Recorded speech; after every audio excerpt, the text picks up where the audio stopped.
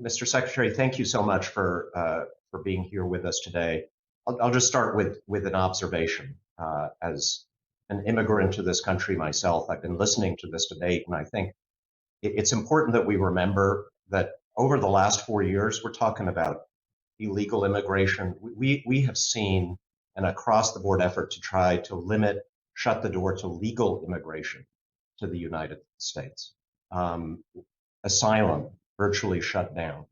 Refugee admissions virtually shut down for the first time in our modern history since when we turned our backs on Jewish refugees fleeing Hitler's Germany before the Second World War. We've made it harder for folks to get green cards, harder to apply for citizenship.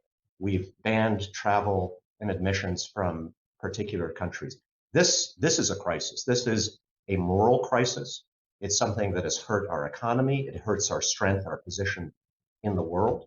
And when I listen to my friends on the other side, I really think that they need to decide as we face questions about the Dreamers and about immigration reform, are they still the party of Reagan? Are they still the party of John McCain? Are they still the party that agreed in 2013 to an immigration reform compromise very similar to what President Biden has just put forward?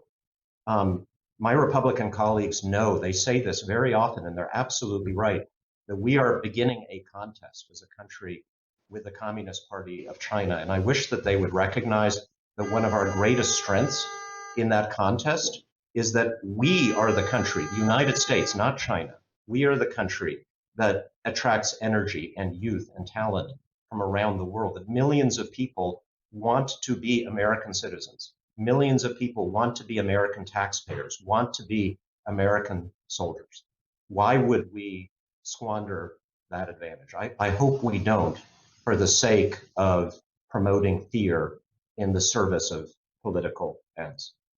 So with that comment, Mr. Secretary, just a couple of questions in that spirit. One, President Biden has pledged to raise the cap on refugee admissions after we nearly shut down refugee admissions under the Trump administration. Can you let us know why there's been a delay in actually affecting that order, signing it, and when we might expect to see it?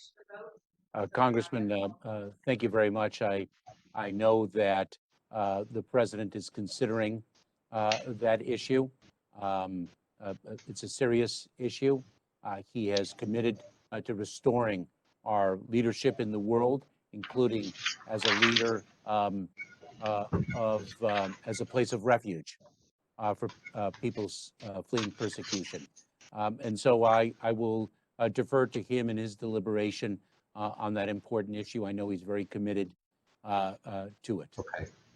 Thank you. One element of this that I think is more under your control, USCIS at some point in the last administration, well, probably related to COVID, stopped doing in-person interviews for refugee applicants, but also continues, as I understand it, to refuse to do video interviews, even though it continues video interviews for people being deported, not people being admitted as refugees. And is that something that you can fix? Because there are situations where literally hours and days matter right now in terms of getting that process restarted.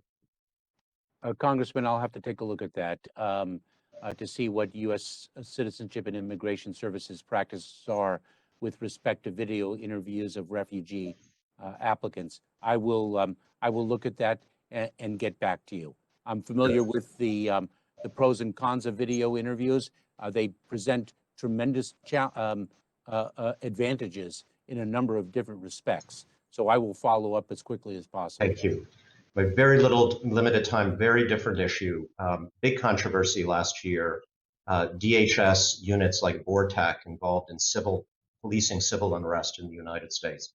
Would you agree that that's not necessarily an appropriate role for these essentially paramilitary units, and that any DHS units involved in policing civil unrest should not be wearing military uniforms, desert fatigues, should have identifying insignia as law enforcement does in this country?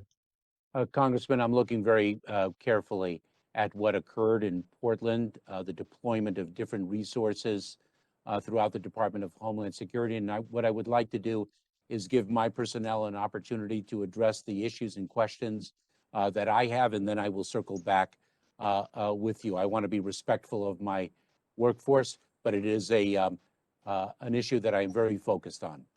Thank you so much. I yield back.